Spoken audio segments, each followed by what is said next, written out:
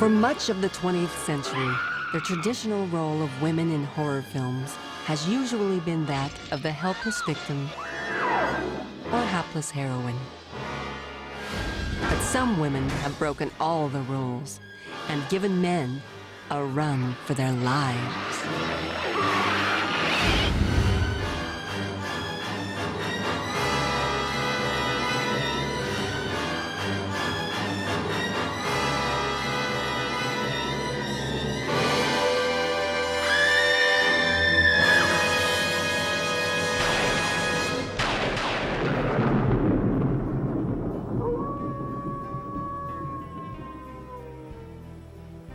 Hello, darlings. It's me, Elvira, Mistress of the Dark, your glamorous guide to gal ghouls, vampire vixens, and witchy women.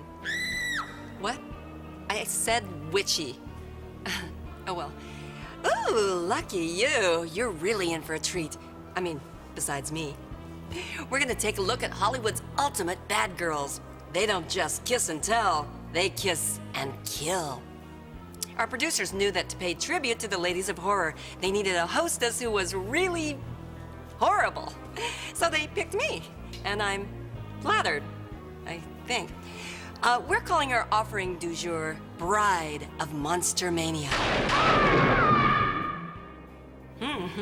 For some reason, I never get invited to weddings, although I have worked a lot of bachelor parties. You know, Bride of Monster Mania is the perfect title for the show because the audience at a horror movie is a lot like a bride on her wedding night. I mean, there's anticipation, followed by shock, terror, screaming, begging for mercy. But then when it's all over, you had a pretty good time. And you can't wait for the sequel.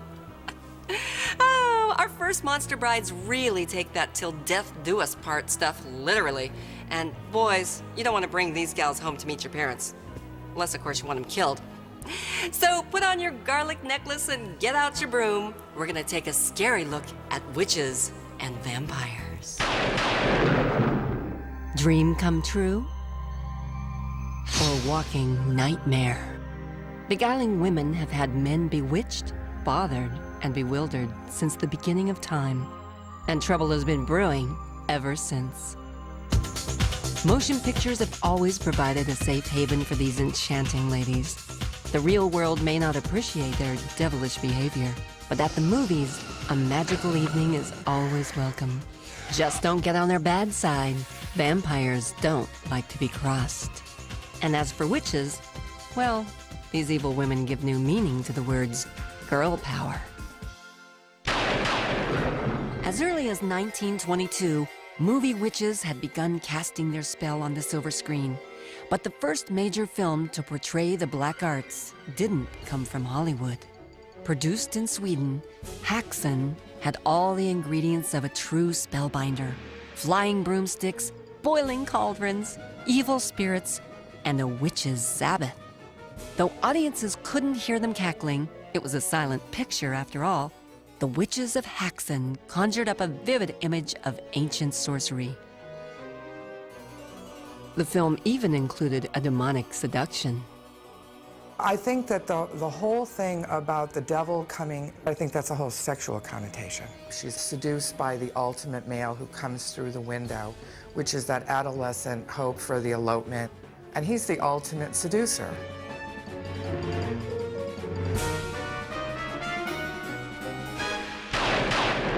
But romance between mortals and the practitioners of magic didn't have to be a ghastly affair. In 1942's I Married a Witch, Frederick March falls for Veronica Lake, a resurrected enchantress condemned to death centuries earlier by one of March's ancestors. Now, this little witch was no ordinary witch. Oh, no, she was beautiful. But she had a terrible time making the right man fall in love with her. I am a pretty good judge of character. I don't think you're really a bad girl. I guess this will take longer than I planned. Despite the family history, But I want you to love know what manages I am. to conquer all. All right, what are you? But was it that old black magic? I'm a witch. Or just the blonde hair? The two ingredients certainly charmed audiences. In 1958, Hollywood whipped up a similar love potion with Belle, Book, and Candle, starring James Stewart and Kim Novak. You're supposed to take this liquid and you paint it on an image or a drawing or a photograph of anybody that you want, and then you set fire to it and shoo, they gotta come to you.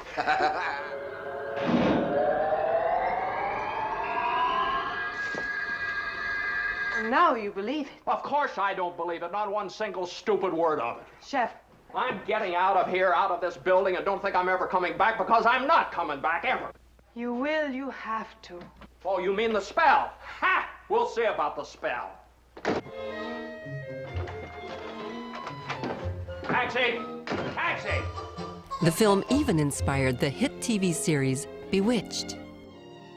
But not every screen witch had a heartwarming agenda. 2 years later, Italian director Mario Bava painted a far darker portrait of the supernatural with Black Sunday. Starring Barbara Steele, this 1960 Gothic tale of witchcraft and Satanism shocked audiences with its graphic violence. A young woman, executed for being a witch, returns centuries later to exact her revenge on mankind. There are those who believe and those who do not. But both must know the suspense, the shock of meeting the living dead and of bringing the dead to life. It is I who renounce you, and in the name of Satan, I place a curse upon you. While undeniably horrific, the film managed to work in a subtext of compelling sexuality. Steele's kiss may have spelled certain death, but to young men in the audience, it almost seemed worth it. I think it's that dichotomy. You have this beautiful, alluring, sensual, charismatic creature who suddenly is capable of these horrible things, and I think there's a real appeal in that. It pushes the right buttons on people and can make that even scary for an audience, because you sort of let your guard down. You let your guard down and you let yourself be taken in, and suddenly from left field, there's this creature. But beneath the surface, the mythology of witches and vampires was really about seduction, both sexual and spiritual, which explains its popularity at the height of the Victorian era. In 1897, famed artist Philip Burne-Jones's painting, The Vampire, shocked British society with its lurid portrayal of a female predator. That same year, author Bram Stoker brought the living dead of Slavic folklore into modern literature with his classic novel, Dracula. Then in 1931, Hollywood decided to bring Dracula to the silver screen. The film's complex blend of dark and sexual themes fascinated audiences. This is Dracula, the man who lived after death, lived on human blood, took the form of a vampire bat, and lured innocent girls to a fate truly worse than death. Dracula? Oh, what's he done to you, dear? Tell me. He came to me. He opened the vein in his arm, and he made me drink. But it was Dracula's wives that had the men's pulses racing. He's come back. A sequel, Dracula's Daughter, followed 5 years later, continuing the family bloodline. Sander, look at me. What do you see in my eyes? Death. This time, the female vampire took sustenance from both men and women. Do you like jewels, Lily? This is very old and very beautiful. I will show it to you. Please don't come any closer. Dracula's Daughter was originally going to be about Dracula and his daughter. Dracula was originally going to be a central character in it. But then, for reasons that no one is entirely clear on, they wrote Dracula out. And that made a female vampire, for the very first time, the center of the story. Bringing a female monster into a movie changes the tone and feeling. I think it makes it more dangerous. I think it kind of like somehow ups the ante, because women shouldn't be monsters, so they're far more threatening and far more scary. Of course, female vampires appealed to audiences of both sexes. For men, it was an opportunity to enjoy surrender without moral restrictions. For women, the vampire represented sex without guilt. After all, the creature's bloodlust was created through no fault of its own.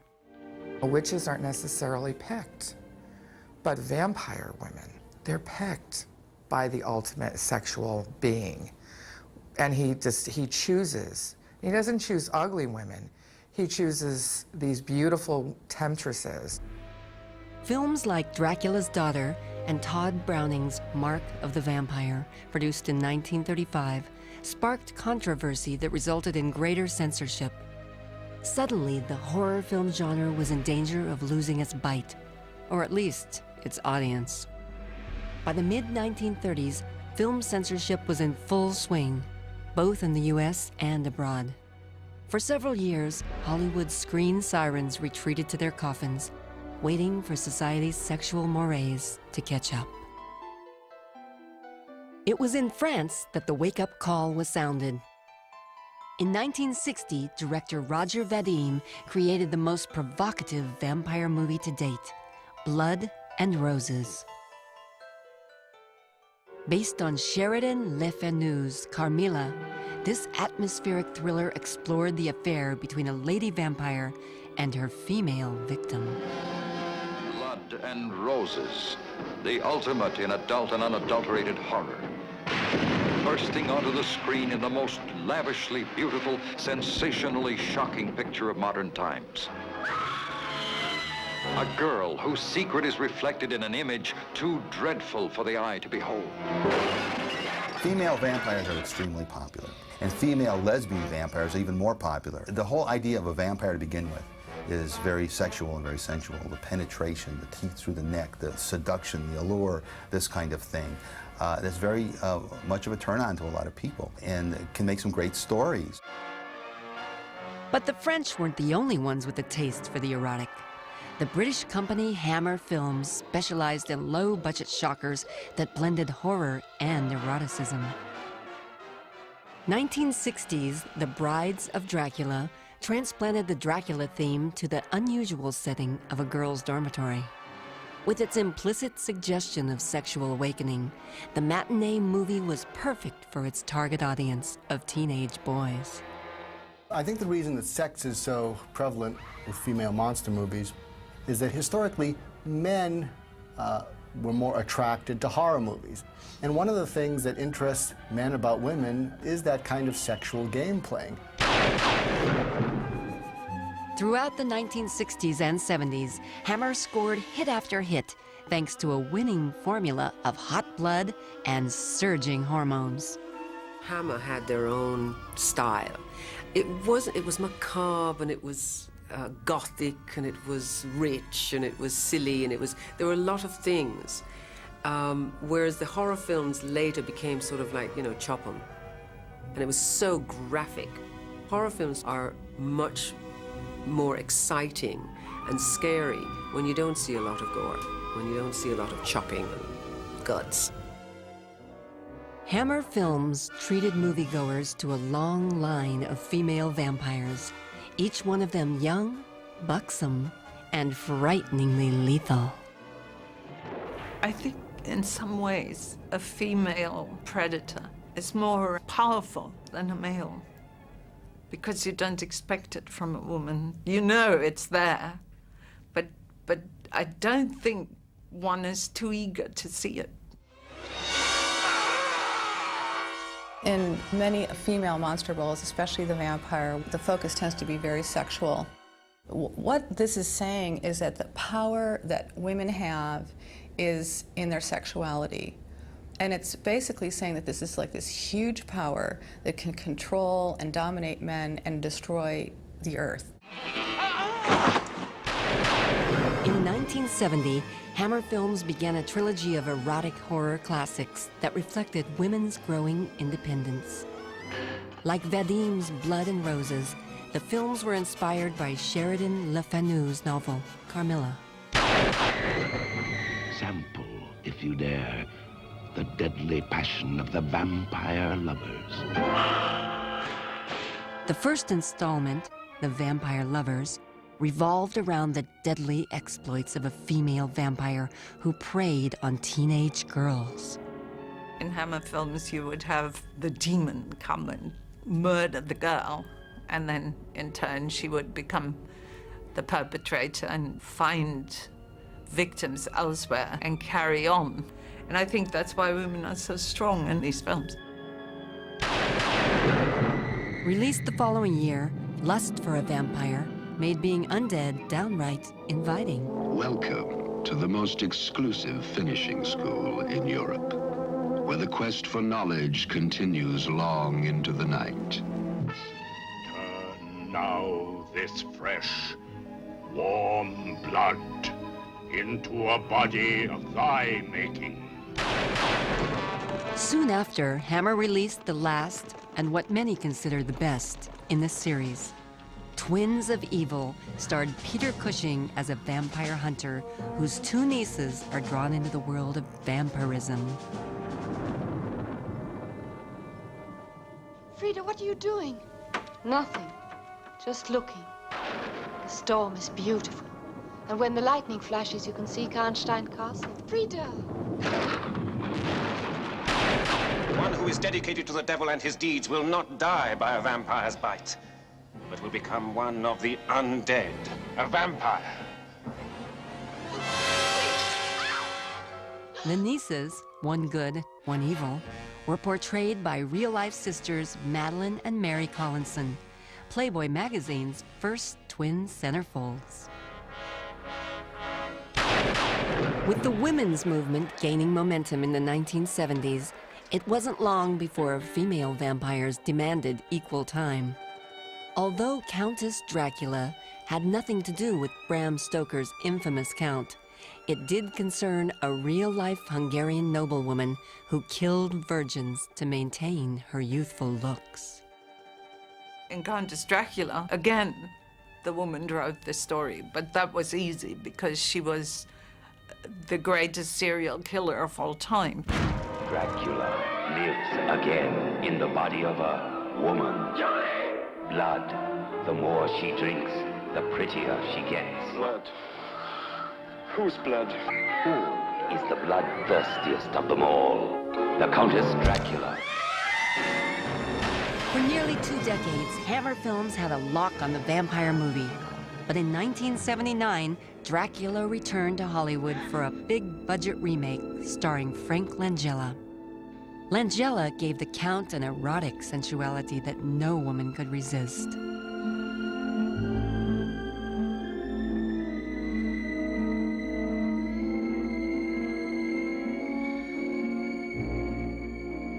Papa.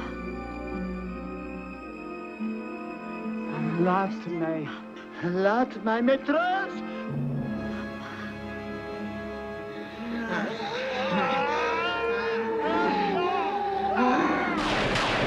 But Dracula was not the only literary creation of author Bram Stoker. His final novel, The Lair of the White Worm, inspired Ken Russell's 1988 shocker by the same name. A cult film, both in terms of its movie audience and its subject matter, Lair starred Amanda Donahoe as Lady Sylvia Marsh, the sultry high priestess of a supernatural cult that worshipped an ancient, worm-like dragon. I shall tell you why you must not be afraid to die. To die so that the god may live is a privilege given. And if you know anything at all about history, you will know that human sacrifice is as old as Dionin himself. Lair of the White Worm took the notion of vampire eroticism to its most Freudian extreme yet. Like most evil sirens, Lady Marsh came to an untimely end. But till then, she had a devil of a good time. Besides, in the world of horror, being dead is never the end.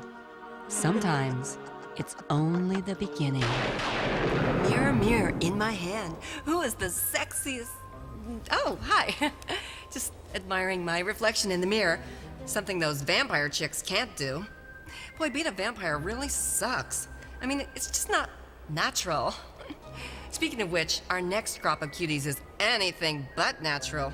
They're the man-made synthetic women of horror movies. And I'm not just talking about collagen and silicone. No, sir. These gals are built from the grave up. From the dawn of existence, men have dreamed of finding the perfect companion. Most would agree that women come pretty close, with just one little problem. They have a mind of their own. And as every woman knows, men like to be the ones in charge. Okay, with regard to the notion of men seeming to like to create female monsters, what's that about? Boys like to build things. Boys are into projects. They like to create things that they control. They like to create a project that works the way it's supposed to work. It's a total control thing. It's, I can shape and design and make this exactly what I want it to be. And that exemplifies the attitude of the oppressor, that, you know, I'm in a position to be in charge and in control of all this and all these people. Perhaps the first movie to feature an artificially constructed female was Fritz Lang's Metropolis. A masterpiece of the silent era, this 1927 film painted a dark, expressionistic vision of the future. One of its highlights was the creation of a female robot.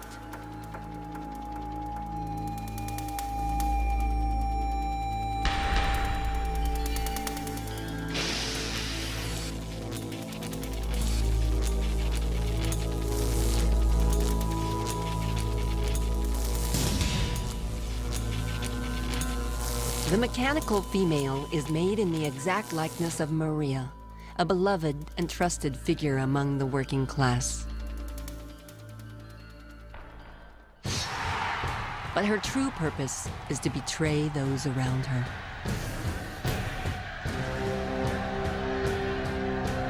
Although she's just following her programming, the actions of this synthetic siren lead to death and destruction.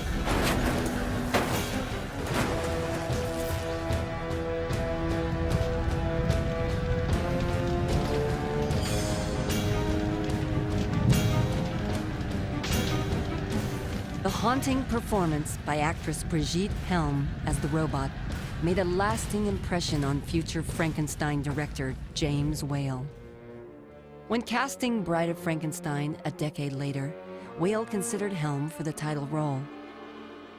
The worldwide success of Frankenstein in 1931 had audiences clamoring for more, and Whale's sequel is still considered one of the best monster movies ever made.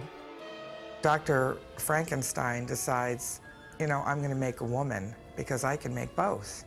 So that's that very narcissistic attitude that I'm godlike and that I can do these things. The heart is beating more regularly now. Yes, it's been beating for 9 hours. And the brain, perfect, and already in position. Then we are almost ready. Almost.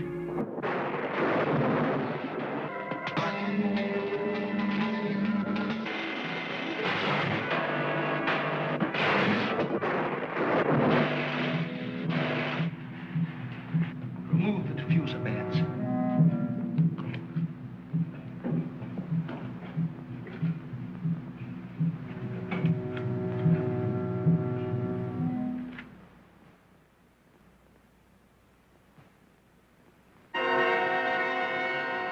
She's alive! Alive! Released in 1935, The Bride of Frankenstein was drawn from episodes in Mary Shelley's 19th century novel and derived its visual inspiration from Metropolis.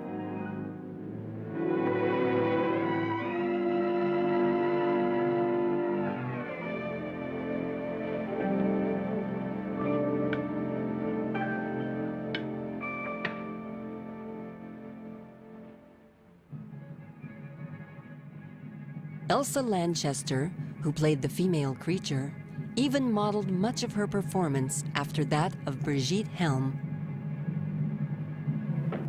Stand back! Stand back!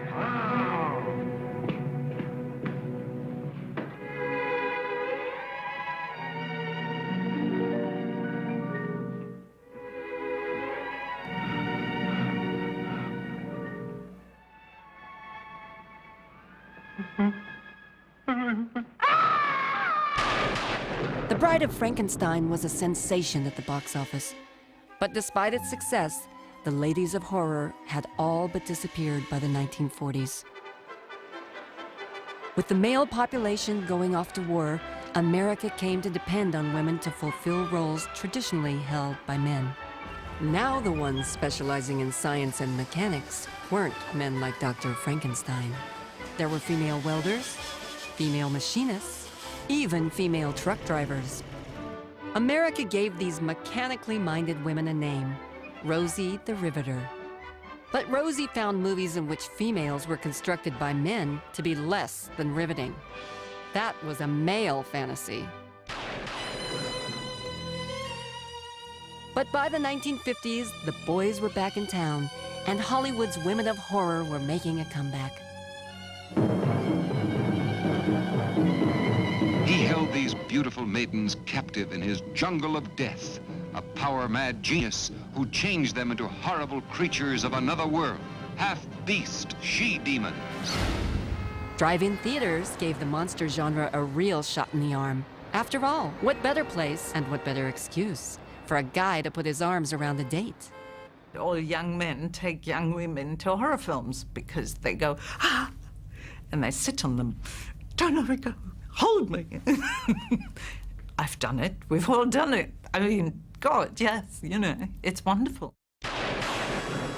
1958's Frankenstein's Daughter gave moviegoers one of the manliest-looking female monsters in the history of cinema. Apparently, no one had told makeup artist Harry Thomas that the creature was supposed to be a lady.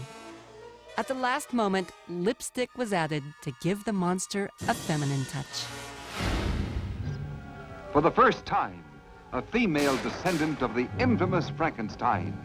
Deadlier, more terrifying than ever before. In 1962, The Brain That Wouldn't Die featured a beautiful woman's severed head as the object of horror. They die. I brought her back. She'll live and I'll get her another body. Yes, and what of her soul? How can you make of her an experiment of horror? Horror has its ultimate, and I'm that. But as the decade progressed, the monster film genre was in danger of descending into pure camp. That is, until the shockmasters at Hammer Films brought it back from the dead with 1967's Frankenstein Created Woman. Frankenstein's most terrifying experiment comes to life. Frankenstein Created Woman. Within her, a dead man's revengeful urge to kill. Kill him. Kill him. Kill him, Christina.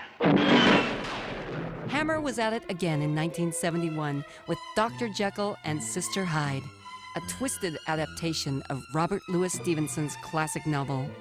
At first I laughed. You know, Dr. Jekyll and Sister Hyde, they were ridiculous. Of course I have to do that film. And then I thought, that's really interesting because it's male-female. And everyone has that. And how do you balance that? And it was really interesting. This is the testament of Dr. Henry Jekyll. Male. Male. Male. In this spine-tingling gender bender, not only is Hyde a female, but she is driven to murder women to feed her hormonal imbalance. They must be female. No more than 20 years old.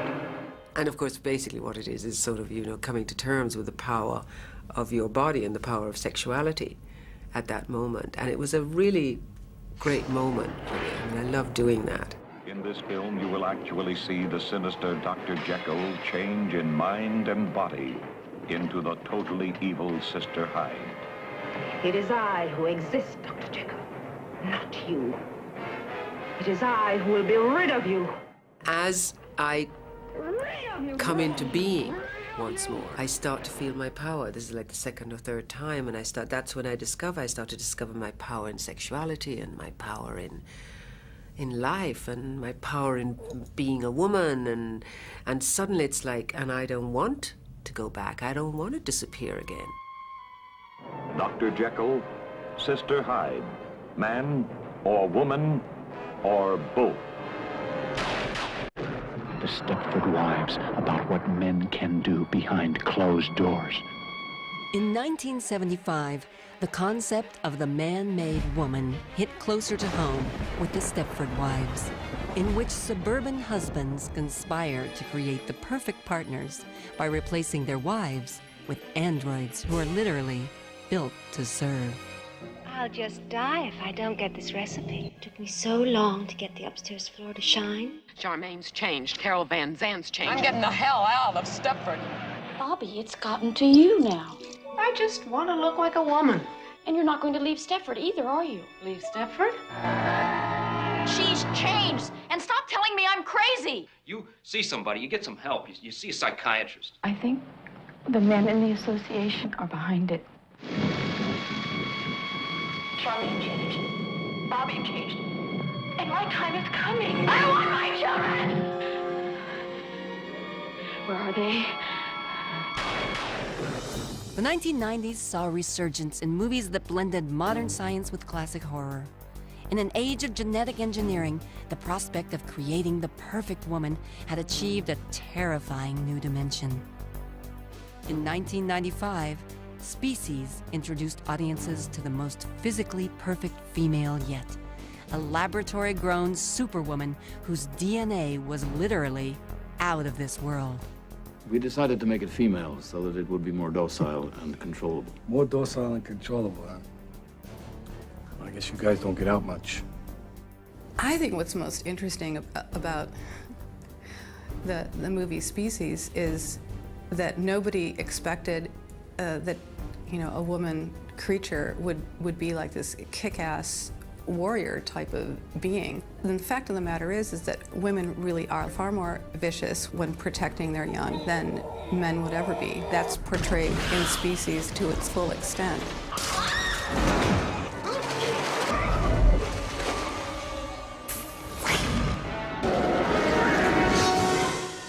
From silent spectacle to state-of-the-art sci-fi, movie scientists have never stopped trying to build the perfect mate. She's alive! Alive!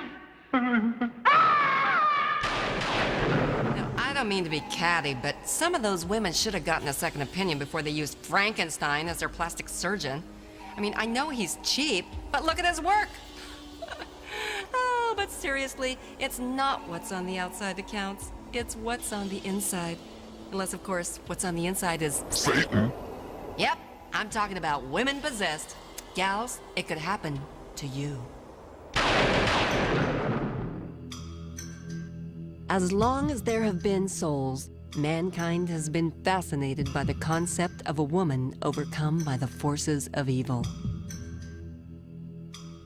From Haiti, the sinister power behind the White Zombie. In White Zombie, Bela Lugosi plays a man obsessed with turning living people into zombies. What is it? I see death. Madam.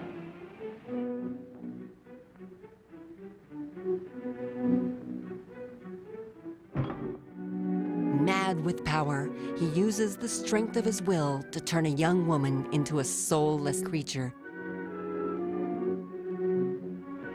Never eyes so evil, never powers so potent, never magic so black as the master of the White Zombie.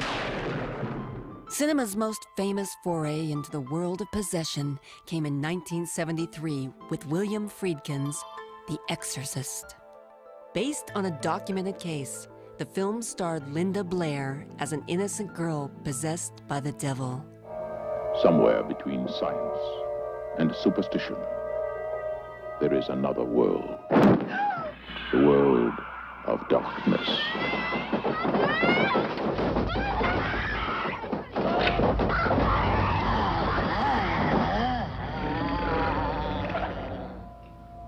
Look, your daughter doesn't say she's a demon. She says she's the devil himself. The one hope the only hope. The Exorcist. I think the reason that the little girl in the movie The Exorcist struck such a chord with the public is, first we're allowed to identify with her as this little girl, and then this beast, kind of like from within, takes over and is communicating through her and changes and distorts her. It is showing this strange thing that happens in adolescence that is just really perplexing and frightening. Following in The Exorcist's demonic wake was another tale of possession, Beyond the Door. This time, mother, not daughter, was the unwilling recipient of the devil's attention. Who are you? Who are you? George, please help me. Free me. Do something for me, George, please. Come on, you filthy pig. In spite of this story change, the film bore an eerie resemblance to The Exorcist. Another film featuring a fiendish female was Brian De Palma's Carrie. Starring a young Sissy Spacek, the movie taught a whole generation of teens to think twice about teasing the high school nerd. It's the night of the senior prom. The Bates High School gym is alive with excitement. And everybody is there, even Carrie White. The girl no one likes and everyone makes fun of. The girl who lives in that creepy house with her crazy mother. The girl with the strange power. But tonight, no one will laugh at Carrie. She's with the best-looking boy in the senior class. She'll be voted queen of the prom. For Carrie, it will be a dream come true. For everyone else, it will be a nightmare. Carrie, starring Sissy Spacek, Piper Laurie, and introducing John Travolta in his first motion picture role. If you have a taste for terror, you have a date with Carrie. Carrie's transformation from prom queen to Hellraiser reflected the changing attitude by Hollywood toward female adolescents. Adolescents, especially females, are really scary at that time because that's when they're truly switching over from being kind of androgynous to being women. They're starting their menses, and that's when they start to become possibly more of a threat. Before that, they were kind of like boys, but then all of a sudden, no, they're not. They're those women. They're those monsters. The female powers unleashed in Paul Schrader's Cat People explore the mythical connection between the female and the feline. Based on a chilling 1942 movie, this 1982 remake starred Nastasia Kinski as a young beauty confounded and frightened by her budding sexuality. And with good reason. Half human, half cat, Kinski's character was condemned to turn into a murderous panther. Again, it's that sexuality that sort of overrode the horror of it, you see, because there's this beautiful predator woman, and so what if she's killing everyone? They just want to just watch. You know, there's a certain sort of voyeurism involved here, watching the sexual predator. All these ladies had a connection with the supernatural that gave them a lethal advantage. Yet it also proved to be their downfall. Sheesh. You know, those possessed women are like something you'd see on Jerry Springer. I tell you, we have seen a lot of weird, wicked women so far. Women who are freaks of nature, women who are freaks of science, women who are into Satan, women who have Satan into them. I mean, what's left? Oh yeah, women from outer space. Hey, geez, wow, women drivers. Watch the hair. Cinema science fiction has traditionally been a male domain made up of laboratories, launch pads, and ships to outer space. But female aliens have proven a notable exception. The feminine mystique, teeming with danger and intrigue, has long provided the perfect aura for an otherworldly creature. In the 1950s and 60s, despite the threat they posed to life as we know it, these intergalactic space ladies regularly showed up in bathing suits, tights, and even leather. In the 1953 film Catwomen of the Moon, a maiden voyage by a group of astronauts turned out to be more than they'd bargained for. Theirs is the fevered fury of life without love, goading them to lure men into the den of bloodthirsty moon monsters, flaming into a wild lust to conquer man and destroy the world. But one didn't have to visit the moon to find a beautiful space vixen. Some female aliens found their way to Earth. We saw this with our own eyes. An object the like of which we had never seen before. A frightening, strange shape descending from outer space with relentless purpose. Where did it come from? And what did it want of us? Hello! It's an aircraft, all right, but like nothing I've ever seen before. 1954's Devil Girl from Mars gave moviegoers a feminine reworking of the day the Earth stood still. Do not try to follow me. You cannot get help. Around this house, I've drawn an invisible wall through which no one may pass. Another outer space interloper found her way to our planet in 1957's The Astounding She-Monster. Here is a power that frightens the deer in the forest. A woman so intriguing that her face and figure fascinate every man. The woman whose warmth consumes. Other efforts took their femme fatales more seriously. The 1966 film Queen of Blood featured a vampire vixen whose appetite for blood had lethal consequences. Queen of Blood. A tantalizing, mystifying enigma.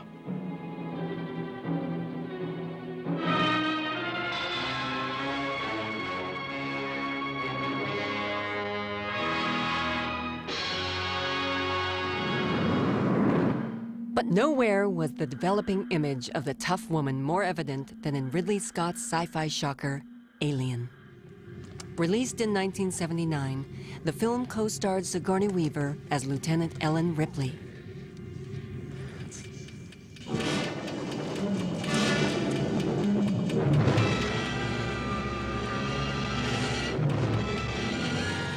Alien broke new ground, both visually and as proof positive that female characters could be much more than mere victims in a horror film.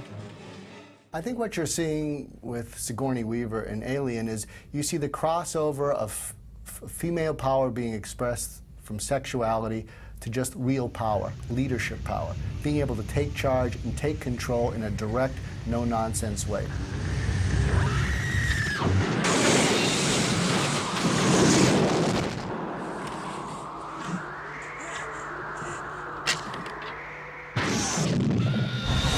In the 1986 sequel, Aliens, Lieutenant Ripley returns, tougher than ever.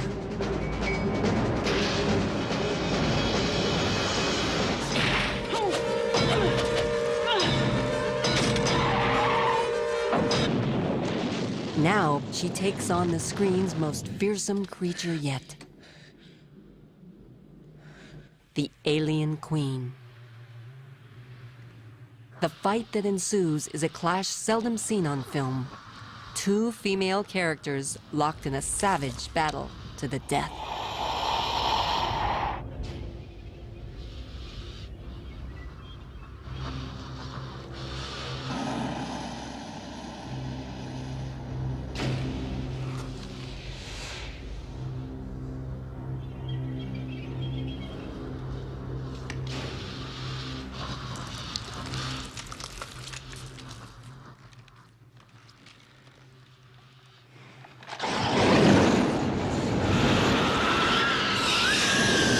That monster was just, I mean, so ferocious, and you don't even think about the queen as female until you see her in all those pods. She's doing her job. She's protecting her babies.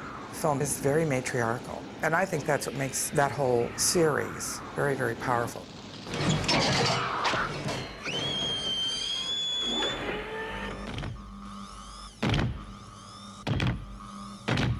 Get away from her, you bitch!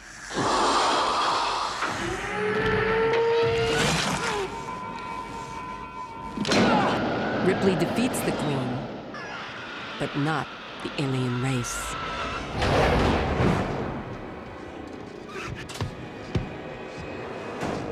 Ripley's fight-to-the-death mentality is once again called into action when she is faced with an even more sinister alien creature in the terrifying third installment, Alien 3. I have one inside me. I saw it on the CAT scan. It's a queen. An egg layer. It can make thousands more like the one we've got here. When Ripley discovers that the alien has embedded itself in her womb, she kills herself to save the human race.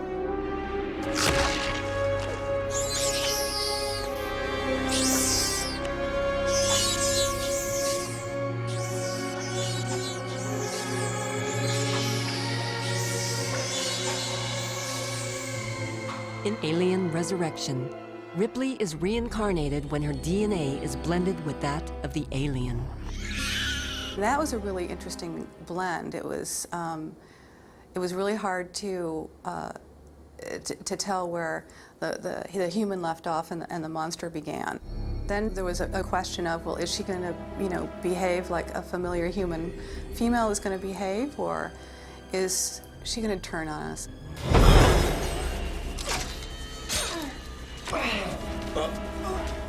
The alien queen mates with Ripley and produces one of the most horrifying creatures in movie history. Once again, Ripley must commit the ultimate act of battle. She sacrifices her hybrid offspring to stop the alien race forever.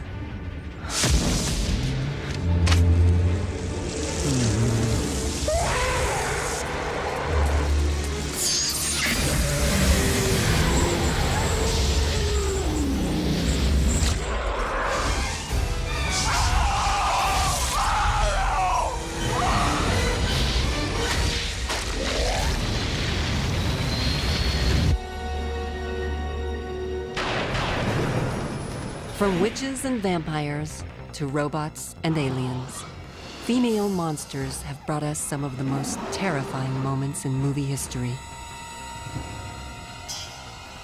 As women's role in society continues to evolve, one thing remains certain: that for all of their beauty, sensuality, and intelligence, women can be deadlier, more devilish, and more devastating than men.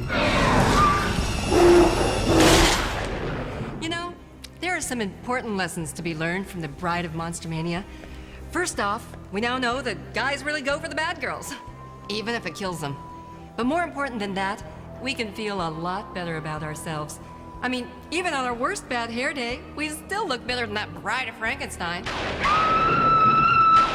That's why, in the future, we can look forward to more, even scarier horror femme fatales.